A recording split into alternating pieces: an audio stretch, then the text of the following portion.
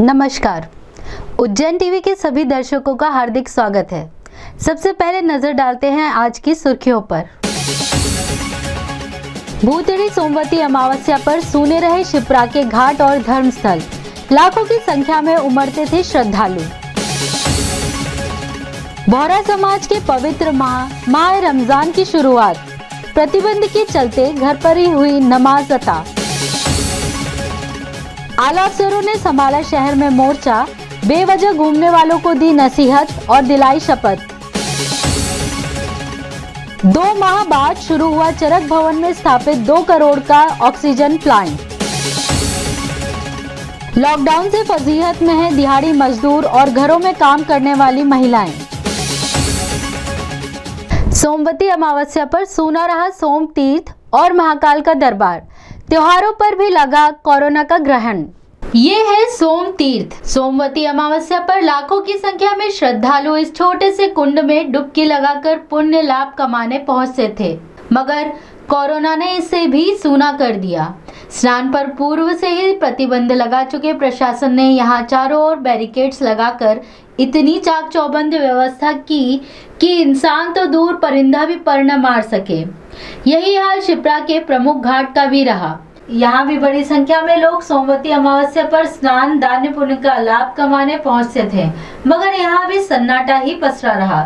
चैत्र माह की इस अमावस्या को भूतड़ी अमावस्या भी कहा जाता है, जिसका महत्व प्रतिपादित करते हुए तीर्थ पुरोहित ने बताया।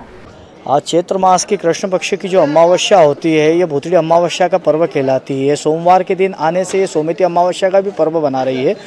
आज जो है कोरोना नामक महामारी के कारण जो है पूरे विश्व में बहुत काफ़ी कष्ट उत्पन्न है। उसके अंतर्गत हर तीर्थ पर, हर मंदिरों पर धर्म श्रद्धालुओं को प्रवेश वर्जित करा गया है और तीर्थ पे जो है आज के दिन अति संख्या में श्रद्धालु जन धर्म की आस्था की डुबकी लगाते हैं। वो सब व्यवस्था यहाँ पे आज नज़र नहीं आ रही है। ऐसी मान्यता है कि आज की जो अमावस्या है, भूतड़ी अमावस्या, शरीर में कई प्रकार के भूत प्रेत विकार कष्ट उत्पन्न होते हैं, तो उसके निवारण के लिए विशेष अमावस्या आज मानी गई है। आज के दिन तंत्र साधना से संबंधित अपने इष्ट की, अपने कुल देवता की अगर आराधना करी जाए तो कई सिद्धियों की प्राप्ति होती है और आज ही से जो है नवरात्रि के योग को भी प्रबल तथा पूर्ण रूप में प्राप्त होता है। मगर आस्था तो आस्था है। प्रशासन की लाख शक्ति के बावजूद कुछ लोग तो रामघाट तक पहुँचे ही और डुबकी भी लगाई। एक धार्मिक अनुष्ठान के लिए इंदौर से उज्जैन पहुंची महिला ने कहा, इंदौर से आए हम पितृदोष की पूजा करवाने आए। पितृदोष मेरे लड़के को नट रहा था, तो उसको दिक्कत आ रही थी विवाह में, धंधे पानी में, इसलिए हमने पितृदोष की पूजा करवाई। श्राद्ध में लग होता ही, आज सुबह का आधे दिन का खुला था, तो इसलिए हम आ गए भाई। जब रामघाट पर मंदिरों के खुलने और लोगों के स्नान करने की सूचना प्रशासन को हुई, तो एडीएम नरेंद्र सूर्यवंशी व एएसपी अमरेंद्र सिंह अपने पूरे लवाजमे के साथ यहां पहुंच गए और घाटों को खाली कराने के साथ साथ मंदिरों को भी बंद करवा दिया।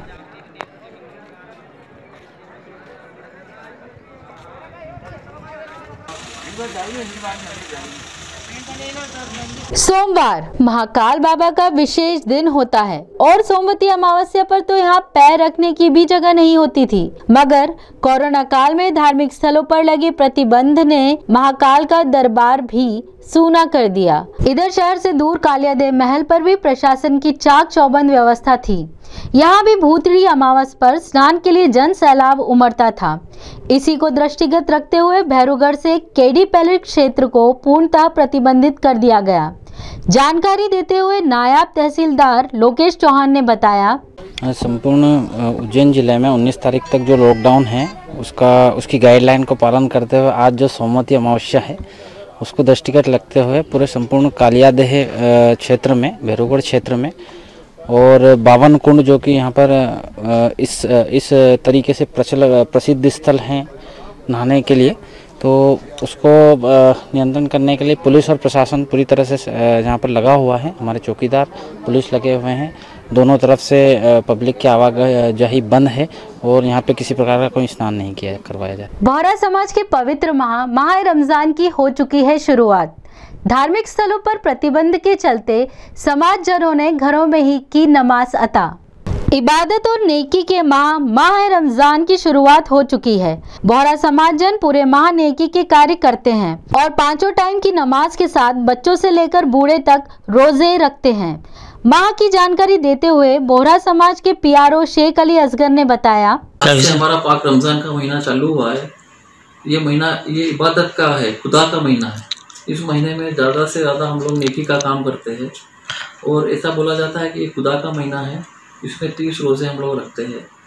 बच्चों से लगा के बड़े उम्र तक के लोग रोज़े रखते हैं, नमाज़ पढ़ते हैं।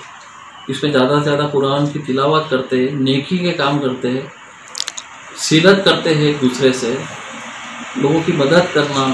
इसमें जितना ज़्यादा सवाब है, 1 का 70 गुना सवाब है दूसरे महीनों के अपेक्षा।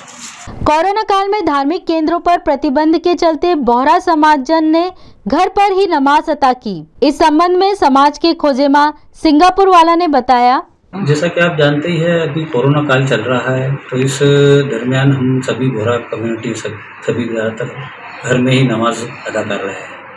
और हमारी इस वक्त अल्लाह से दुआ है कि इस वक्त अल्लाह को जल्द से जल्द कोरोना बीमारी को ख़त्म कर दे, ताकि सब नॉर्मल हो जाए और सभी जगह नमाज मस्जिदों में से आबाद हो जाए, चालू हो जाए। शहर के आला अफसरों ने प्रमुख चौराहों पर संभाला मोर्चा और बेवजह घूमने वालों से की पूछताछ।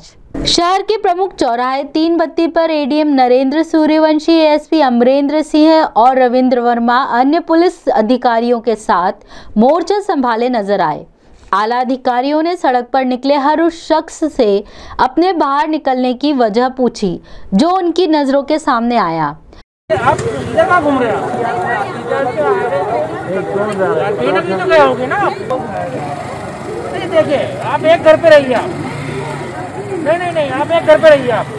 आपके 4 घर होंगे तो आप 4 घर में जाएंगे। गलत बात है मैडम। नहीं, कोई अर्जेंट नहीं आज की स्थिति में। आपकी जान से ज्यादा कोई अर्जेंट है क्या? क्या आपके परिवार के लोगों की जान से अर्जेंट है क्या कुछ? गलत बात है। आप कहाँ जा रहे हैं?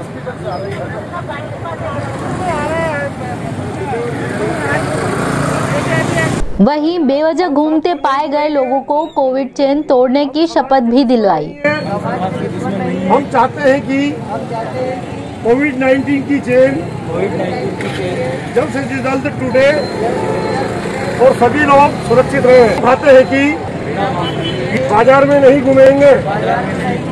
इस कार्रवाई का ब्यौरा देते हुए ASP अमरेंद्र सिंह ने कहा, आज उज्जैन में पूरा तरह से लॉकडाउन है और इस लॉकडाउन को पालन कराने के लिए सभी हमारे अधिकारी, हमारे DM साहब, हमारे जौनपुर श्री रविंद्र वर्मा साहब, सभी लोग अभी फील्ड में लगातार जुटे हुए हैं। तिराहे चौराहे पर जो भी लोग निकल रहे हैं उनको रोका जा रहा है, टोका जा रहा है। और ऐसे लोग, कई ऐसे लोग जेन्युइन लोग हैं, जो सही लोग हैं, जिनको वास्तविक में उनको मेडिकल की इमरजेंसी या अन्य कोई काम है, उनको जाने दिया जा रहा है। जब हमारे कैमरे की नज़र शहर के अन्य मार्गों पर गई तो लोग आम दिनों की ही तरह सड़कों से गुजरते दिखाई दिए। माधवनगर अस्पताल में ऑक्सीजन की कमी के बाद प्रशासन को याद आई चरक अस्पताल में स्थापित 2 करोड़ के ऑक्सीजन प्लांट की। चरक अस्पताल में 2 माह पूर्व ऑक्सीजन प्लांट लगाया गया था, मगर इसे चालू करने को लेकर अस्पताल प्रशासन गंभीर नहीं था। माधवनगर अस्पताल में ऑक्सीजन सप्लाई की कमी होने पर ताबड़तोड़ प्लांट को चालू करने के आदेश जारी किए गए। कोरोना संक्रमण को देखते हुए भोपाल मुख्यालय से उज्जैन के चरक अस्पताल में करीब 2.5 करोड़ रुपए की लागत का ऑक्सीजन प्लांट भेजा गया था। प्लांट को लगाने के साथ ही पाइपलाइन भी डाली गई, मगर प्लांट को शुरू नहीं किया गया। अधिकारियों का कहना है कि ऑक्सीजन प्लांट से चरक अस्पताल के 400 बेड पर ऑक्सीजन की पूर्ति की जा सकती है। इस प्लांट में बॉटलिंग के उपकरण लगाए जा सकते हैं, जिससे माधवनगर अस्पताल के लिए ऑक्सीजन की कमी दूर की जा सकती है। गौरतलब बात यह है कि बॉटलिंग का उपकरण लगाने से चरक में सप्लाई बंद हो जाएगी। इस प्लांट की क्षमता 175 सिलेंडर यानी करीब 7000 लीटर प्रतिदिन की है। औरंगाबाद की कंपनी एरोक्स ने इस प्लांट को 13 दिन में इंस्टॉल किया है। कंपनी के इंजीनियर दीपक मीणा ने बताया कि प्लांट से फिलहाल हॉस्पिटल में सप्लाई की जा रही है। अन्य हॉस्पिटल को सप्लाई करने के लिए इसमें बूस्टर को ऐड करना पड़ेगा। इसके बाद इससे अन्य अस्पतालों को भी सप्लाई की जा सकेगी। ये जो अपना ऑक्सीजन प्लांट लगा हुआ है, इसकी क्षमता है 24 घंटे में 175 सिलेंडर की, और इसमें कहीं से आपको लिक्विड या सिलेंडर के जैसा इनपुट नहीं देना पड़ता। ये एटमॉस्फेयर से ही एयर लेके खुद ऑक्सीजन को अलग करके आपको ऑक्सीजन सिलेंडर ऑक्सीजन बना के देगा, जो आपको डायरेक्ट मरीजों को जाएगी। इसमें अलग से सिलेंडर फिलअप करने के लिए कोई सुविधा भी है? इसमें सुविधा आती है, बूस्टर करके इक्विपमेंट आता है जो इसके आगे लगाना पड़ता है, पर अभी वो यहाँ पे आया नहीं, इसकी बात चल रही है, ये लगाने का चल रहा है इनका। इस संबंध में सीएमएचओ डॉक्टर महावीर खंडेलवाल ने बताया, सेटअप जो अपना लगा है ये कल से चालू हो गया। अभी चरक भवन की 50% सप्लाई इस सेटअप से पूरी हो रही है, 50% नॉर्मल इससे हो रही है अपने जंबो सिलेंडर से। लेकिन अभी 2 रोज में जब सेट हो जाएगा तो अगर अभी जैसे चरक भवन में बेड बढ़ा रहे हैं, बेड बढ़ाने से ऑक्सीजन कैपेसिटी बढ़ी तो जंबो सिलेंडर लगेगी, नहीं तो टोटल सप्लाई उसी से हो जाएगी। लगभग कितनी सप्लाई अभी मिल रही है और आगे अनुमानित कितनी सप्लाई? अभी जो अपने को सप्लाई मिल रही है लगभग 200 सिलेंडर रोज के मिल रहे हैं उससे, और आगे 250 तक बढ़ जाएगी। लॉकडाउन में सबसे ज्यादा फजीहत होती है निचले तबके की। उन्हें अगर एक दिन काम ना मिले तो आटे दाल के लाले पड़ जाते हैं। शहर में लॉकडाउन के दौरान फ्रीगंज घास मंडी स्थित सराय के एक कोने में खड़े कुछ मजदूर रोजी रोटी के लिए यहाँ पहुँचना उनकी मजबूरी है, और इन्हें यहाँ जमा न होने देना पुलिस की मजबूरी। अब ये जाएं तो जाएं कहाँ? अगर बगैर काम किए गए तो बीवी बच्चों के साथ भूखा सोना पड़ेगा, और ठेकेदारों की राह देखने यहाँ रुकेंगे तो पुलिस खदेड़ेगी। सुनिए इनका दर्द इन्हीं की जुबानी। प्रशासन की जो गाड़ियाँ आती है तो उसमें से 1-2 गाड़ी ऐसी जो हम दूर दूर बैठते, कम से कम 5-5, 7-7 फीट, वो हमारे को बैठने नहीं देते। अगर हमारे को बैठने नहीं देते तो जो भी इक्का दुक्का दाड़की वगैरह जो भी आती है तो वो भी नहीं मिल पा रही है 2 दिन से। और वो आते और लट उठा के वो बोलते कि तुम जाओ, नहीं तो तुम्हारे को हम अभी गाड़ी भर के अंदर करवा देंगे। ये कल बोला था उनने, और आज फिर बोल के गए। एक युवा से जब इनका दर्द न देखा गया तो उसने अपनी प्रतिक्रिया कुछ यूं व्यक्त की। फ्रीगंज क्षेत्र का है गुरु नानक मार्केट, यहाँ सराय भरा था, मजदूर लोग बैठते हैं, छुट्टी मजदूरी वाले लोग हैं यहाँ पे, यहाँ काम धंधे के लिए बैठा जाता है। यहाँ आके पुलिस वाले परेशान करे कि साहब लॉकडाउन है, और ये लॉकडाउन अगर लगा दिया है सरकार ने तो ये गरीब आदमी कमाएगा खाएगा कैसे? लोगों के घर में पिछले लॉकडाउन से ही लोग बहुत परेशान हैं। लोगों के घर में पैसा नहीं है, सरकार कोई खाने को नहीं दे रही है। एक बंदे पे सरकार 5 किलो देती है खाने को, तो 5 किलो एक महीने में खा सकता है क्या एक बंदा पूरा? आप मुझे बताइए, नहीं खा सकता है ना वो। तो इस सरकार को क्या करना चाहिए? या तो गेहूं के जो राशन दे रही है उनको बढ़ाना चाहिए सरकार को, उसके बाद आराम से लॉकडाउन लगा। कम से कम एक बंदे को इतना तो दे कि कम से कम 1 महीना बैठ के खा तो सके वो। यही समस्या शहर में सैकड़ों घरेलू कामकाजी महिलाओं की है, जो लॉकडाउन के कारण अपने गंतव्य तक नहीं पहुंच पाती। ऐसे ही परेशान एक कामकाजी महिला राधा ने बताया, लॉकडाउन बुलाते ही नहीं और रास्ते में पुलिस वाला आने ही नहीं देते, आने नहीं देते। तो आप उनको बोलते हैं कि हम घर घर काम करने जा रहे हैं, हमें जाना हो, तो क्या बोलते हैं? वो मना करते, बोले कि मत जाओ भाई, मत जाओ भाई। तो ये आपके काम छूट जाते होंगे? हाँ हाँ छूट जाते, पैसे थोड़ी ना देते काम वाले, देते भी नहीं है। और दोबारा काम पे रखते हैं? रखते ना रखते हैं। हर घर में जैसे अभी काम छूट गया तो सब घरों में रख लेते हैं कि बहुत से घरों में नहीं रखते? नहीं, बहुत से में नहीं रखते, कोई रख देते, कोई नहीं रखते। मैंने आपके तो फिर काम पे असर पड़ता है। विश्व शांति और कल्याण के लिए चक्र तीर्थ पर प्रारंभ हुआ सहस्त्र धारा महायज्ञ। शहर के प्राचीन शमशान चक्र तीर्थ पर योगी बम बम नाथ बाबा द्वारा सहस्त्र धारा महायज्ञ की शुरुआत हुई। 15 दिवसीय यज्ञ में स्थापित 21 फीट गहरे हवन कुंड में अनवरत शुद्ध घी की आहुति दी जाएगी। यज्ञ 11 अप्रैल से 25 अप्रैल तक चलेगा। यज्ञ के उद्देश्य की जानकारी देते हुए बाबा बम बम नाथ ने बताया, शमशान दुनिया की सबसे पवित्र भूमि है, जहाँ देव के देव महादेव महाकाल स्वयं विराजमान रहते हैं। दुनिया की अगर भूमि कोई पवित्र है तो है शमशान, दुनिया की सबसे पवित्र भूमि।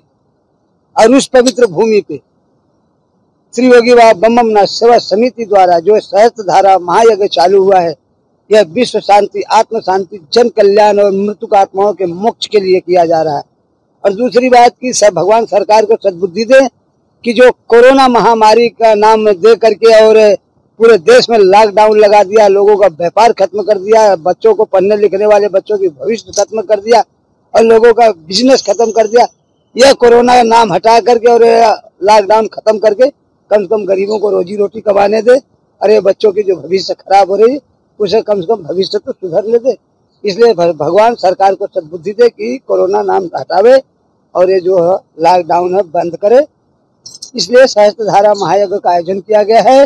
तो आइए एक नजर डालते हैं वेधशाला से प्राप्त मौसम के आंकड़ों पर।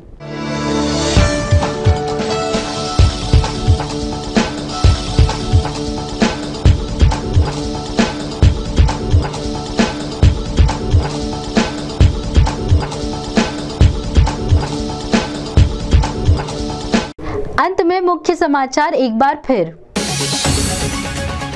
भूतड़ी सोमवती अमावस्या पर सूने रहे शिप्रा के घाट और धर्मस्थल, लाखों की संख्या में उमड़ते थे श्रद्धालु।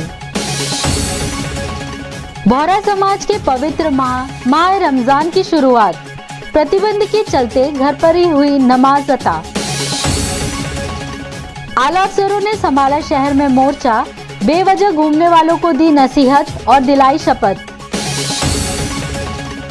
2 माह बाद शुरू हुआ चरक भवन में स्थापित 2 करोड़ का ऑक्सीजन प्लांट। लॉकडाउन से फजीहत में है दिहाड़ी मजदूर और घरों में काम करने वाली महिलाएं।